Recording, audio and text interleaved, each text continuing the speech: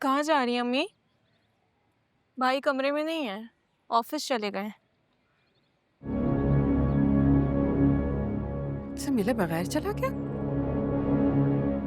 पहले तो ऐसा कभी नहीं हुआ। जाने किसकी नजर लग गई मेरे बच्चे को। और किसकी नजर लगेगी भलिया के अलावा? वही मनूस है इस घर में। आनिया, अपनी लिमिट्स में रहो।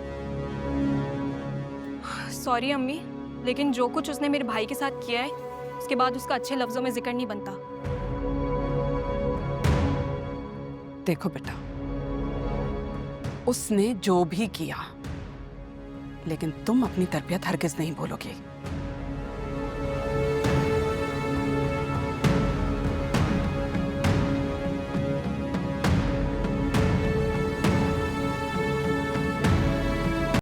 दिल जरा कुछ तो बता, किस राह पे हम